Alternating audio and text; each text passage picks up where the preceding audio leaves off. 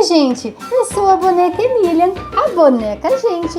Eu vou contar a minha história para vocês, lá no sítio do Pica-Pau Amarelo. Lá tem a vovó Benta, o Pedrinho, a tia Anastácia, o Saci Pererê e muitos outros animais. Pois é, eu vou contar a primeira história, que é a minha, o dia em que eu nasci. Tia Anastácia me fez de uma caixa de costura. Ela pegou a linha, um pano, a agulha e me criou toda assim, feita de Marcela. Por isso é que eu sou muito cheirosa. Mas, gente, eu era muda e não sabia falar. Aí, Narizinho, que é a minha dona, me levou lá pro Dr. Caramujo. Ele mora lá na lagoa e ele disse que eu tinha que tomar uma pílula falante. Eu tomar uma pílula falante que estava dentro da barriga de um sapo? Imagina uma pílula falando dentro da barriga de um sapo. No início eu disse não. Não, não. Mas Narizinho insistiu e botou a pílula na minha boca. Gente, eu fiquei tão desesperada para falar que eu tive uma ideia. Para matar esta vontade de falar, porque eu era falante, falava até pelos cotovelos. Falava até pelos cotovelos. Então eu resolvi contar uma história para vocês, que é a minha. Eu comecei contando a minha história, não é? Mas foi só um pedacinho.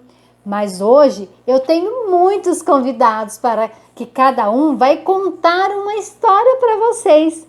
Vamos acompanhar?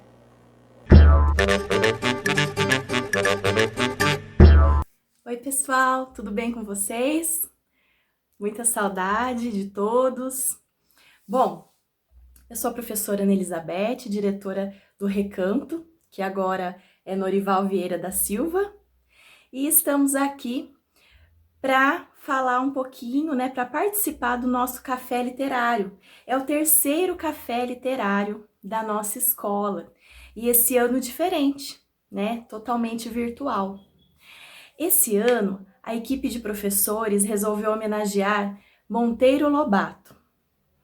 E quando a gente fala em Monteiro Lobato, a primeira obra que vem na cabeça é o Sítio do Pica-Pau Amarelo. Eu fui escalada pelos professores para falar de dois personagens em especial, a Narizinho e o Pedrinho. Então, a Narizinho, ela é uma menina de uns 7, 8 anos de idade, muito esperta. O que ela mais gosta de fazer é sentar embaixo do pé de jabuticaba e ficar ali chupando jabuticaba e imaginando as histórias, junto com a sua companheira e melhor amiga, a Emília. A Narizinho, na verdade, ela se chama Lúcia. O nome dela, esse apelido dela, Narizinho, é por conta do nariz arrebitado.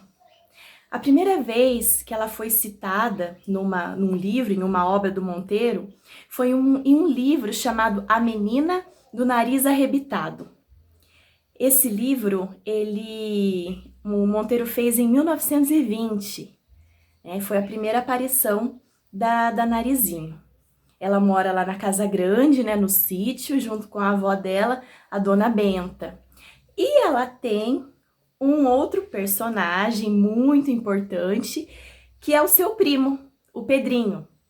O Pedrinho, ele é um menino de uns 10 anos de idade e ele é um menino muito corajoso.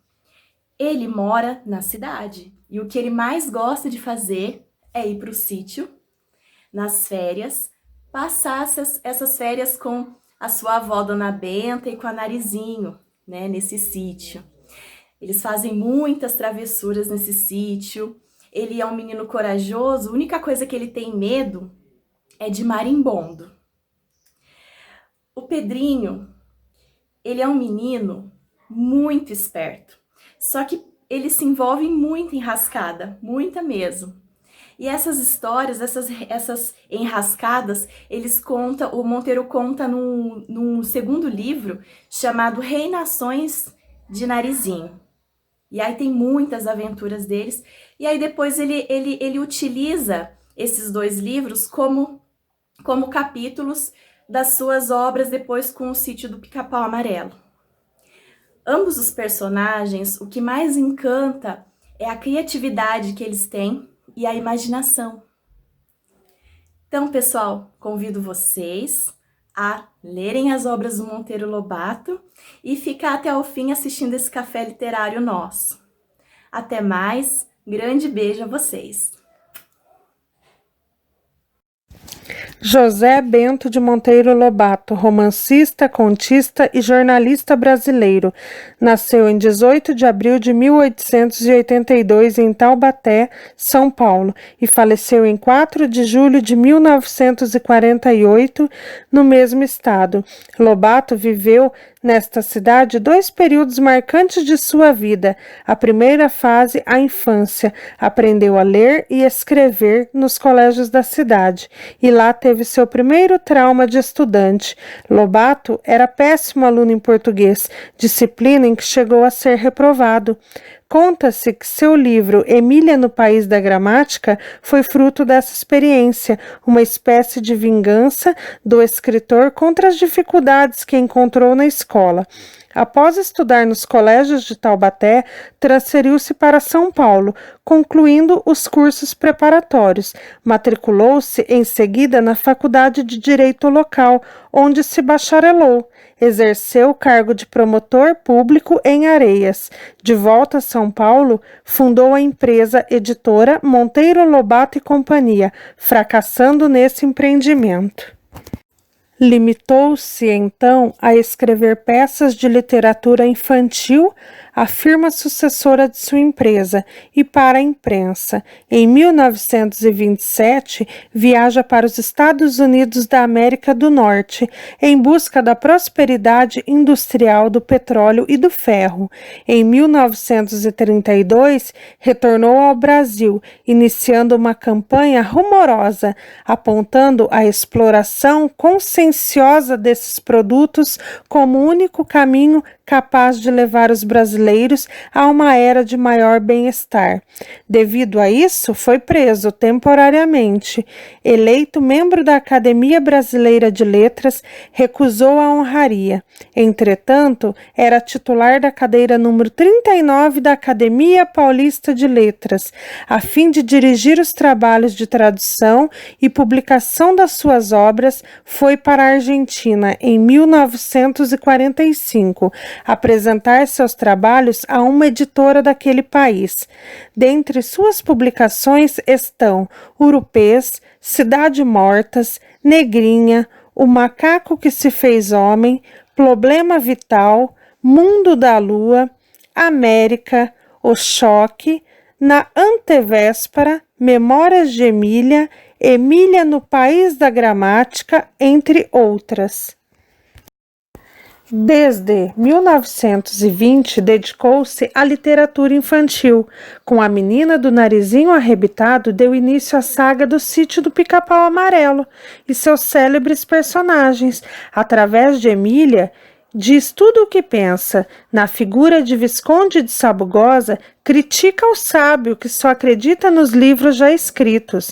Dona Benta é a personagem adulta que aceita a imaginação criadora das crianças, admitindo as novidades que vão modificando o mundo. Tia Anastácia é o adulto que carrega dentro de si a cultura popular. Narizinho e Pedrinho são as crianças de ontem, hoje e amanhã, abertas a tudo, querendo ser felizes, confrontando suas experiências com os que os mais velhos dizem, mas sempre acreditando no futuro, como seu criador Monteiro Lobato. E assim, o pó de Pirlim-Pim-Pim continuará a transportar crianças do mundo inteiro ao Sítio do Pica-Pau Amarelo.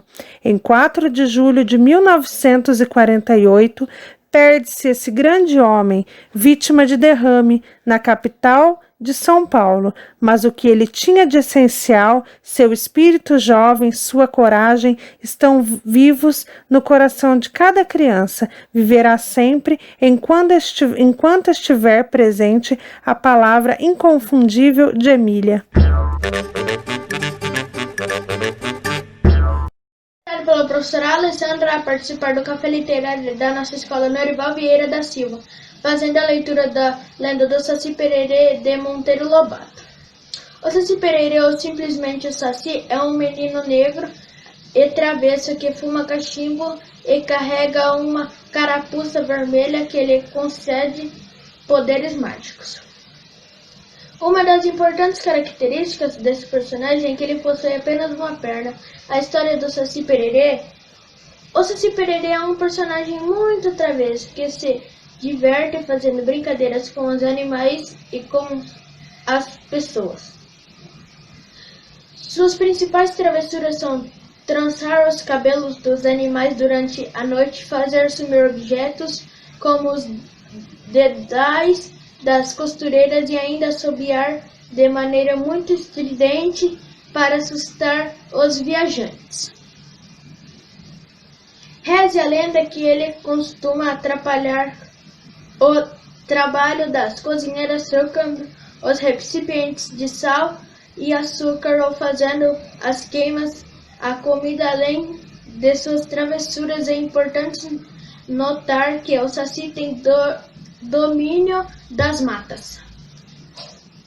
Assim, o Saci é guardião das ervas, das plantas medicinais. Ele conhece suas técnicas de manuseio e de preparo, bem como de sua utilização acerca dos medicamentos feitos a partir de plantas.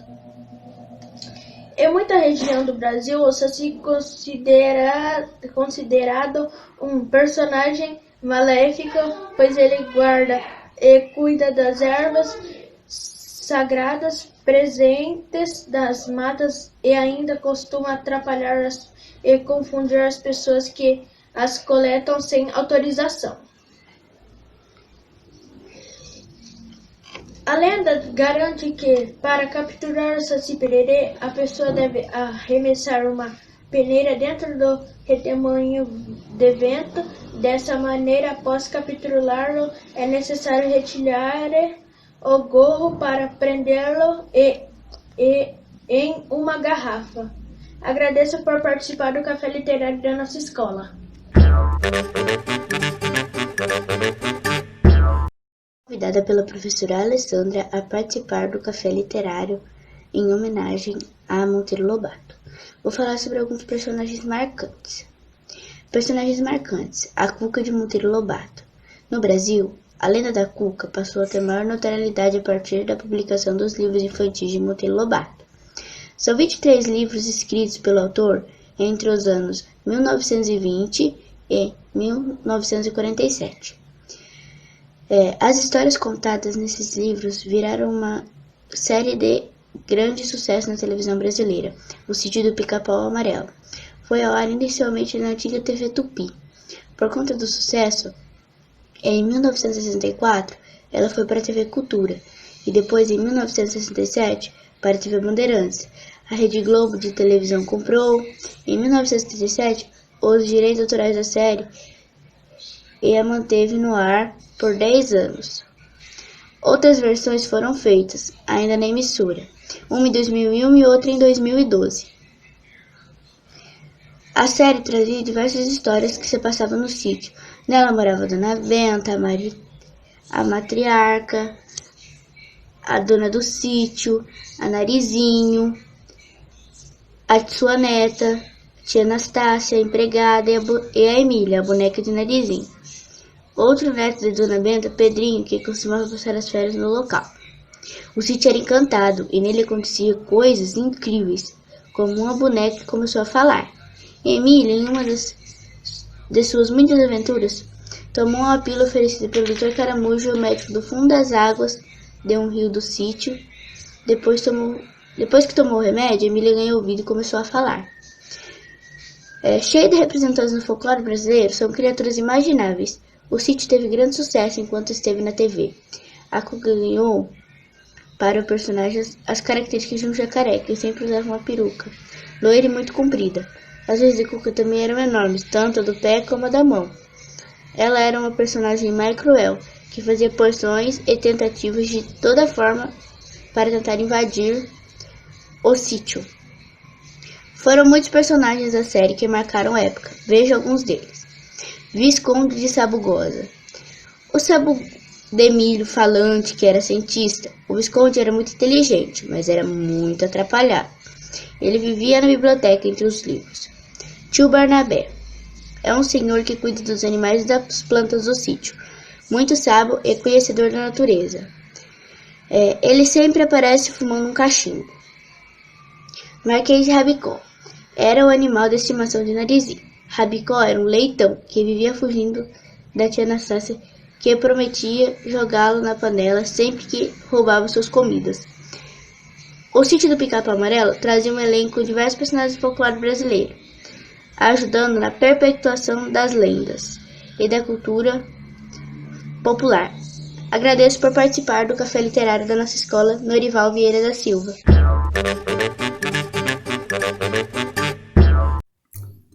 Olá a todos, esse é um vídeo para falar sobre o nosso café literário, que o nosso homenageado é o Monteiro Lobato. Então ele foi um personagem, né, um escritor, um político, teve uma série de influência na sociedade, né, mas daí no começo dos anos 1910, 1920 mais ou menos. E em 1918 ele escreveu um livro chamado Lupês, que são 14 contos, 14 histórias, mas o personagem que eu queria chamar a atenção aqui é o Jeca Tatu. Alguns de vocês já devem ter ouvido falar, e até hoje a gente ainda usa, né? Aquele lá não gosta de trabalhar, aquele lá é um nada a ver, então a gente chama ele de Jeca. Mas o Jeca Tatu aqui foi um personagem que o Monteiro Lobato criou para denunciar na época os problemas de falta de investimento no homem do campo. Então o sertanejo era visto como alguém que só gostava de queimada, vivia mal, só andava doente, mas na época ele vivia preguiçoso porque ele tinha amarelão. Então é uma doença, chama ancilostomose, é uma doença que deixa a pessoa debilitada, sem ânimo para fazer nada.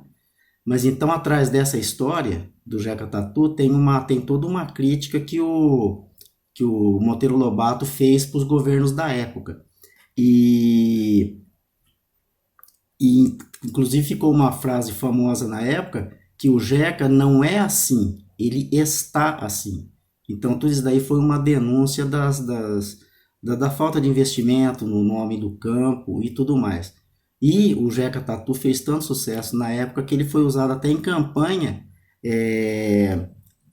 para erradicar principalmente o amarelão. Então, hoje, isso daí é muito distante de nós, mas se a gente for fazer uma pesquisa, a gente vai ver que o Monteiro Lobato foi uma pessoa muito influente na sociedade do começo do século XX, e inclusive uma pessoa muito polêmica também. Então isso daí certamente vai aparecer em alguns vídeos, alguns textos. Quem fizer uma pesquisa mais séria sobre o Monteiro Lobato verá que ele teve muitos problemas também, teve obras polêmicas, mas foi crítico da Semana de Arte Moderna e assim por diante.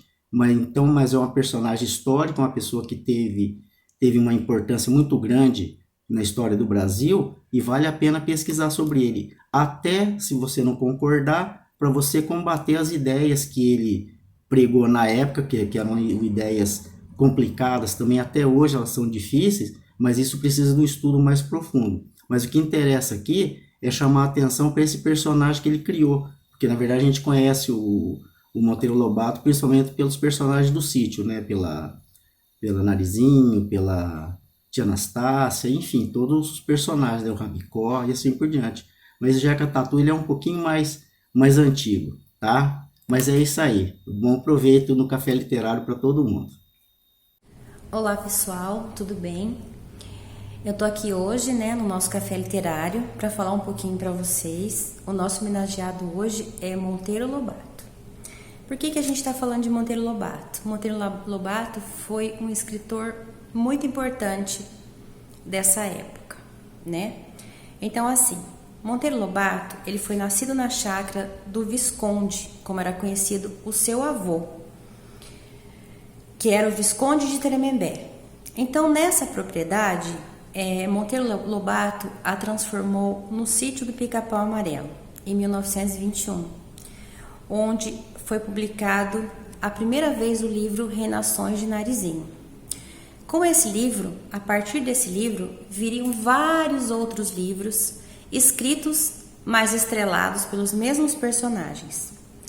Esses personagens, eles viviam situações entre realidade e fantasia. E ao mesmo tempo, foi uma influência muito grande para a literatura infantil e eles faziam críticas às situações políticas da sua época. Então, assim, por que eu vim aqui falar para vocês do Sítio do Pica-Pau Amarelo? Porque quando eu era criança, eu morava numa cidade muito pequena, chamada Manuel Ribas. E a primeira TV que meu pai comprou foi mais ou menos nessa época em que estrelou na Rede Globo o primeiro episódio do Sítio do Pica-Pau Amarelo, que foi em 7 de março de 1977. Eu nasci em 1970, então eu tinha 7 anos na época. E essa minissérie, ela durou até 1986. Então, assim, esses episódios, eles passavam às 5h30 da tarde e eram reprisados de manhã. Então, as crianças que estudavam de manhã tinham oportunidade de assistir à tarde, e as crianças que estudavam à tarde tinham oportunidade de assistir de manhã. E a gente não perdia o Sítio do Pica-Pau Amarelo. Quando eu lembro, assim, hoje, a musiquinha do Sítio do Pica-Pau Amarelo nunca vai sair da minha cabeça. Porque quando a gente ouvia aquilo, a gente vinha correndo pro sofá. A TV ainda era preto e branco, depois com o tempo, né, os pais compraram uma TV colorida. Mas era a coisa mais linda e mais gostosa de assistir na TV. A gente se transportava através da TV naquele mundo de magia que eram os personagens do Sítio do Pica-Pau Amarelo. Então os personagens eram baseados em quem? Dona Benta, que era uma senhora que vivia no Sítio do Pica-Pau Amarelo, isolada da cidade, e com ela vivia tia Anastácia, que fazia os quitutes maravilhosos, cozinhava, era uma senhora negra, gorda, a típica cozinheira, né? E ela cozinhava para Lúcia também, que era a neta da Dona Benta, que chamada de Narizinho. Então, a Narizinho, muito solitária, não tendo com quem brincar, ela criou um mundo de fantasia para ela. Ela tinha uma boneca de pano chamada Emília. E aí um dia, ela encontrou o príncipe do mundo das águas claras, do reino das águas claras. E aí, esse príncipe, ele levou ela para o fundo de um lago, que era um lago que passava ali no sítio. E lá ela encontrava com todos os peixinhos, os personagens que habitavam esse lago. E lá ela encontrou o Dr. Caramujo. Dr. Caramujo, ele era considerado um renomado cientista. E ele deu uma pílula para Emília. Aí quando a Emília tomou essa pílula, chamava-se a pílula falante. E a Emília começou a falar e não parou mais.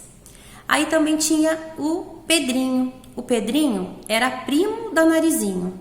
O Pedrinho, ele vinha passar as férias na fazenda, no sítio da tia Anastácia.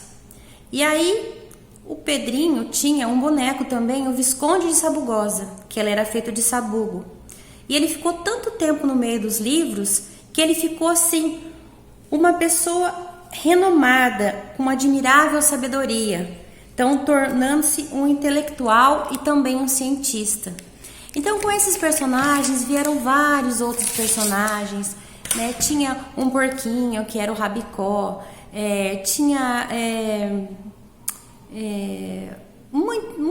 todos os personagens, eles tinham nome. E então, com isso, a criança que estava ali assistindo, ela tinha assim como que eu posso dizer? A gente se transportava assim para um mundo de fantasia mesmo. E aquilo era muito bom. E até hoje, se eu for ver o Sítio do Pica-Pau Amarelo, eu tenho certeza que eu vou parar na frente da tela e vou prestar atenção e vou lembrar de quando eu era criança.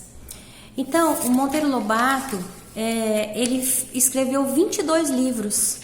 E esses 22 livros, eles foram estrelados pela mesma turma do Sítio do Pica-Pau Amarelo. E esse crescente sucesso levou a turma do Sítio depois para o cinema também. Só que no decorrer dos anos foram trocados vários personagens, principalmente Narizinho e Pedrinho, porque quando cresciam eles tinham uma certa idade e aí já não podiam mais participar e aí eram trocados por outros personagens. Então é isso, pessoal. Deixo aqui meu recado para vocês. Quem é jovem e não conhece o Sítio do Pica-Pau Amarelo, procure os episódios na internet, na TV, que vocês vão ver como é uma história bonita, é uma história legal e que remota a gente assim para a infância, uma infância muito boa, uma coisa que hoje em dia a gente não vê mais, é um mundo de fantasia.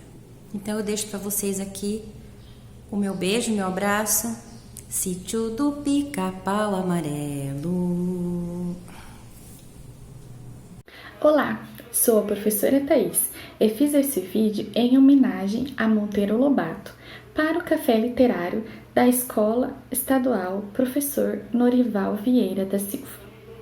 Monteiro Lobato nasceu em 1882 e foi um importante editor e escritor brasileiro, considerado um dos maiores autores de histórias infantis. Entre várias de suas obras, criou o Sítio do Pica-Pau Amarelo. Hoje irei falar sobre o livro Aritmética da Emília, publicado no ano de 1935. A história se passa no Sítio do Pica-Pau Amarelo, onde o personagem Visconde de Sabugosa inventa uma nova aventura científica, uma viagem ao país da matemática. Nesse livro, pode-se aprender de maneira divertida alguns conteúdos e operações matemáticas, que são explicadas detalhadamente conforme passa a história, com a ajuda dos engraçados personagens que vieram diretamente do país da matemática. Como, por exemplo, no capítulo 3, podemos visualizar Visconde apresentando a unidade. Agora, disse ele, tenho de apresentar ao respeitável público algumas madamas, que também são artistas da aritmética. A primeira é essa que vem vindo. Vinha entrando uma senhora magricela, muito esticadinha para trás. Essa é a dona Unidade, explicou o Visconde. E assim como um é o pai de todos os algarismos, assim também Dona Unidade é a mãe de todas as quantidades de coisas. Nenhuma quantidade de qualquer coisa pode existir sem ela. Quando alguém diz, por exemplo, 5 laranjas, está se referindo a uma quantidade de laranjas. E nessa quantidade, uma laranja é a unidade. Quando alguém diz 100 papagaios, a unidade é o papagaio. Como podemos perceber, a matemática é tratada no livro de maneira simples, sendo uma opção maravilhosa para quem quer aprender mais sobre ela. Dentre os principais conteúdos abordados, podemos destacar algarismos arábicos, algarismo romano, leitura e escrita de números, ordens, classes, sistema monetário, sinais aritméticos, adição, subtração. É a dona Unidade, explicou o Visconde. E assim como um é o pai de todos os algarismos, assim também Dona Unidade é a mãe de todas as quantidades de coisas. Nenhuma quantidade de qualquer coisa pode existir sem ela. Quando alguém diz, por exemplo, 5 laranjas, está se referindo a uma quantidade de laranjas. E nessa quantidade, uma laranja é a unidade. Quando alguém diz 100 papagaios, a unidade é o papagaio. Como podemos perceber, a matemática é tratada no livro de maneira simples, sendo uma opção maravilhosa para quem quer aprender mais sobre ela. Dentre os principais conteúdos abordados, podemos destacar algarismos arábicos, algarismo romano, leitura e escrita de números, ordens, classes, sistema monetário, sinais aritméticos, adição, subtração, multiplicação, divisão, raiz quadrada, prova real, tabuada, frações, mínimo múltiplo comum, operações com frações, números decimais, medidas e números complexos. Deixo, então, essa ótima opção para vocês. Um beijo e muito obrigada! Oi pessoal, eu sou a professora Emília e estou aqui para falar do nosso homenageado hoje no nosso café literário, Monteiro Lobato. Monteiro Lobato é um escritor da literatura infantil, onde foi premiado em vários países. A maior obra dele foi O Sítio do Pica-Pau Amarelo, que foi premiada no Uruguai, Paraguai e toda a América Latina. Ele teve outras obras que participou também. E teve muitas obras dele que foram feitas filmes, teatros, novelas, e, né, das obras dele. E também teve muito artigo, né, que ele escreveu artigos, que tem o Choque de Raça, que fala do presidente negro nos Estados Unidos, né, se os Estados Unidos tivesse um presidente negro. Também teve um outro artigo que chamou a atenção, A Velha Praga, que fala do caboclo, da ignorância do caboclo. Ele, aos 13 anos, ele foi para a Universidade, Instituto de Ciências e Letras, para estudar. E era um preparatório para o curso de Direito. Ele é formado em Direito e ele participou, ele desafiava, ele gostava dos desafios, ele participou do Getúlio Vargas, no governo Getúlio Vargas, da ditadura, né, do governo varguista, também da Semana Moderna de Arte, que ele participou. Também ele tem um museu, né, do Getúlio Vargas, que ainda é visitado até hoje, tem os chalés que o pessoal vai e fica, tem os hotéis, que ele era muito também, gostava da culinária né, do sítio, e ele criou o livro da tia Anastácia, Gastronomia Tia Anastácia, que lá tem as comidas que ele gostava, né, que faziam da época, né, tinha leitão à pururuca, fazão recheado, javali e outras iguarias. E também ele cultivava a política ele queria que o Brasil fosse desenvolvido, ele cultivava a cultura das árvores frutíferas, jabuticaba, jaca e outras árvores. E também ele, até hoje em São Paulo, tem restaurantes que traz a comida, né, do Monteiro Lobato, do sítio, essas iguarias, né, diferente. E ele tinha uma iguaria que ele gostava muito, era a içá, é uma formiga, você tira o bumbum dela e frita. Ele falava que era o caviar brasileiro, né? E a iguaria dele estava mais ligada à comida francesa. Ele gostava de goiabada, de goiabada cascão, goiabada de banana. Até tem uma obra dele que fala goiabada de banana lá do sítio. E o restaurante, museu, tudo dele está presente. Tem artistas que... Ele tem os artistas dele que representam a Emília, a tia Anastácia, né? Tem os chalés que você pode ir passear dentro do museu. Tem os restaurantes que falam de toda a culinária. E não tem vários. Tem os sorvetes, tem todas as iguarias que ele tem vários restaurantes em São Paulo. Então, ele foi um escritor que deixou muita contribuição na literatura infantil e na literatura, né? Porque a literatura dele não é esquecida até hoje e é um sucesso, né, da literatura. Então, eu agradeço a participação e fiquem todos no nosso café literário. Tchau! Oi, meus filhinhos, eu sou a Dona Benta. Gente, tudo bem? Olha eu aqui toda caracterizada para vocês, toda feliz aqui para apresentar o nosso café literário. Sejam todos bem-vindos. Vou começar num trecho, pessoal, do primeiro livro aqui de Monteiro Lobato, quando ele dizia assim: numa casinha branca, lá no sítio do Pica-Pau Amarelo, mora uma velha de mais de 60 anos. Chama-se Dona Benta. Quem passa pela estrada e vê na varanda de uma cestinha de costura no colo e óculos de ouro na ponta do nariz, segue seu caminho pensando: que tristeza viver assim tão sozinha neste deserto. Gostaram aí da minha peruca, né? De Cuca ou de Dona Benta, que não dá pra saber o que é, né, Valdinéia? Mas espera lá, gente, vou dar continuidade aqui, tá? Ó, tô até com o meu óculos aqui da Dona Benta, que eu vou terminar de ler o trechinho aqui, tá bom?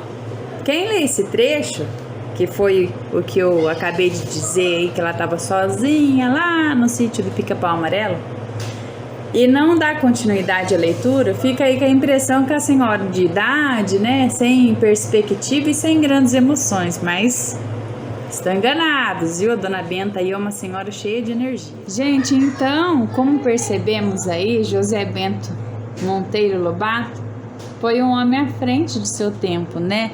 Ele acreditava na educação que ia resolver todos os problemas sociopolíticos. Então, a preocupação constante de incentivar o indivíduo à liberdade de pensamento e de ação que inserem-se na linha de frente do pensamento lobatiano, né? Vocês já vão entender. Com o ensejo de levar o seu público aos seus ideais, seus anseios de melhorar a educação e difundir, o escritor cria aí o personagem da Dona Benta. Por quê? Pois então, gente, olha aqui que coisa interessante. A Dona Benta é uma personagem que, em muitos aspectos, assemelha-se e revela uma projeção do próprio Lobato, uma semelhança que começa pelo nome, né? Benta, que é feminino de Bento. Então, gente, vai até a personalidade e os pontos de vista, e a tentativa de construir uma literatura capaz de situar a criança em seu próprio mundo por meio da contação de história. Olha que coisa interessante! Então, de maneira simples, a vovó aí do sítio do Pica-Pau Amarelo incutia em Pedrinho e Narizinho, né? E Emília, que também pode ser considerada, né, gente? O gosto aí pela literatura. Considerada, eu falo, considerar a neta também, né? Aí queria implantar o gosto aí pela literatura. Então, a necessidade de adquirir e expandir o conhecimento, que daí foi compreendendo assim, que não foi em vão isso, né? Que Lobato criou essa personagem tão querida que é a Dona Benta. Mas daí criou-se a intenção de revelar as suas próprias ideias. Então, as próprias ideias deles eram inseridas na personagem da Dona Benta. Pretencioso, né?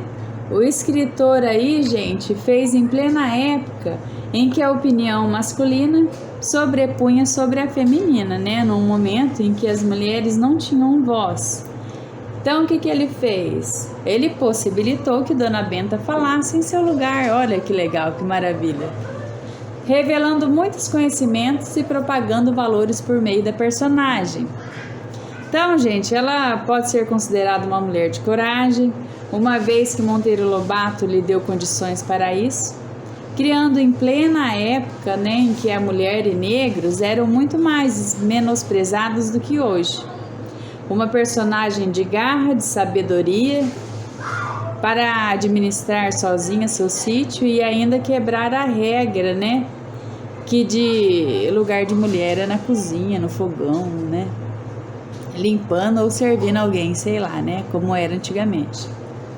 O motivo aí para reafirmar tal pressuposto é o fato de que a personagem assim, com o escritor, quebrar essas certas atitudes convencionais da sociedade, como o fato de ser mulher no contexto em que as obras lobatianas foram publicadas a ser extremamente ativa, independente e forte as suas ações no seu discurso.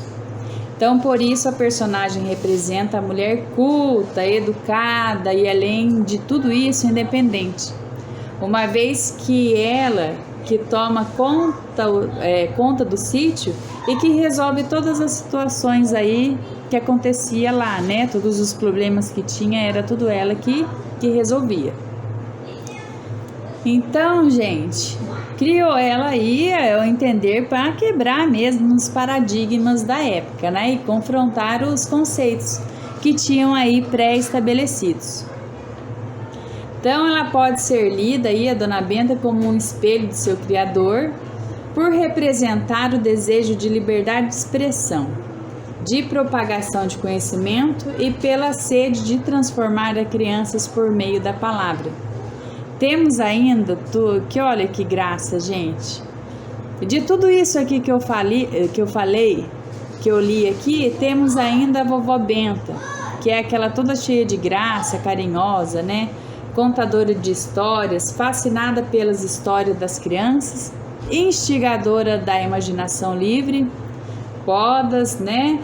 Conhecendo o universo infantil e também por todas essas fases da Dona Benta, que a literatura de Lobato é um convite a dar asas à imaginação e voltar, né? Um convite para que a gente possa ser criança sempre, né? Gostaram, gente? Um abraço a todos, viu? Era uma vez uma competição de sapinhos, todos observando para começar a corrida. Todos ansiosos, observando e olhando para começar esta corrida. E a multidão olhava, falava assim: esses sapinhos não vão conseguir. Não vão conseguir. Não vão conseguir. Não vão conseguir. E todos observando, mas tinha um que ignorava e seguia em frente. E a maioria da multidão falava: não vai conseguir, observa, olha aquela ladeira, não vai conseguir. E os outros sapinhos desistiam, e só tinha um. E a multidão continuava falando: não vai conseguir. E ele continuava, o outro sapinho continuava. E a turma não observou, falava: como que ele consegue? Passava os obstáculos, continuava, descansava, mas não desistia. Ele ignorava o que o pessoal estava falando, mas ele era surdo. Ele foi, continuou, chegou até o final e ganhou a competição. Passou pelos obstáculos, pelos caminhos e todos se admiraram. Ele conseguiu e todos ficaram em silêncio. Bem, moral da história: quando queremos fazer alguma coisa que precise de coragem, não devemos escutar as pessoas que falam que você não vai conseguir. Seja surdo aos apelos negativos. Tá bem? Ok? Tchau! O pré-modernismo, 1900 a 1920, a literatura descobre um outro Brasil. O período literário, que no Brasil recebe o nome de modernismo, começou em 1922. Representou uma grande renovação em nossa cultura e teve como uma de suas características marcantes a redescoberta do Brasil, o interesse em estudar a nossa realidade social e cultural. Pois até então a literatura passava longe dos problemas mais sérios da sociedade brasileira. No entanto, alguns poucos escritores destoaram deste estado geral e produziram obras que mostravam uma visão crítica da realidade brasileira. Escritores como Euclides da Cunha, Lima Barreto e Monteiro Lobato, principalmente, expressaram em maior ou menor grau uma visão crítica da nossa realidade e assim foram uma espécie de precursores do modernismo. por apresentar características nacionais e críticas não somente à sociedade, mas também à literatura, Monteiro Lobato é considerado um autor importante e representativo do pré-modernismo, ou seja, do período que antecedeu a Semana de Arte Moderna. Monteiro Lobato, 1882 a 1948, participou ativamente da vida cultural brasileira. Deixou uma extensa obra composta de conto, crônicas, ensaios, artigos e uma série de livros infantis, que o transformaram no verdadeiro iniciador da nossa literatura infantil. Sendo assim, a visão crítica da realidade brasileira e o nacionalismo lúdico e o objetivo que possuía revelam, sem dúvida, a face modernista de Lobato. Bom, pessoal, chegamos ao fim do nosso terceiro Café Literário virtual. Agradeço a todos que assistiram, que colaboraram com a produção, que participaram de alguma forma. Então, agradeço imensamente de coração e parabenizo a todos da equipe por esse trabalho tão bonito que a gente faz, que é o terceiro ano já. Fiquem agora, então, com a música do Sítio do Pica-Pau Amarelo. Até mais, muito amor para vocês. Sítio do Pica-Pau Amarelo, Gilberto Gil.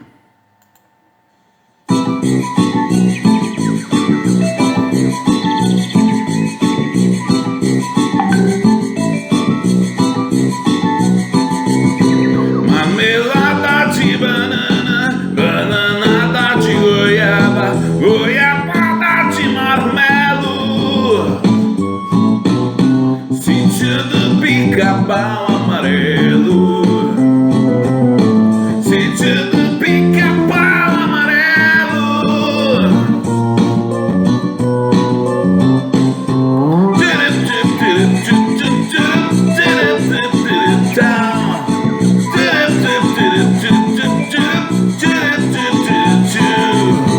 Boneca de pano é gente, sabugo de milho é gente, o sol nascente é tão belo.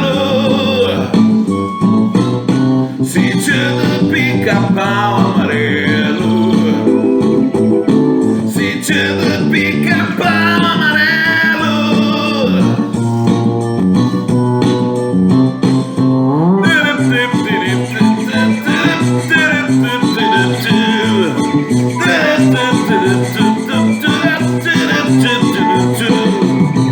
Rio de prata, pirata, voo sideral na mata, universo paralelo. Sítio do Pica-Pau Amarelo. Sítio do Pica-Pau Amarelo.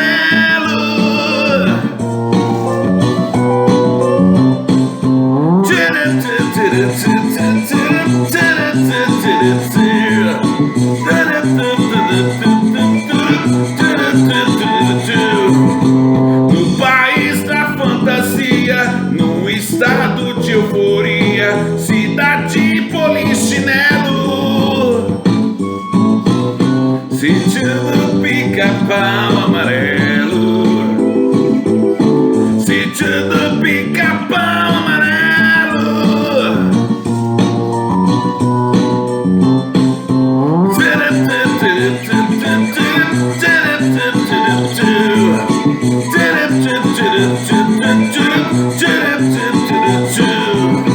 Sítio do Pica-Pau Amarelo. Sítio do Pica-Pau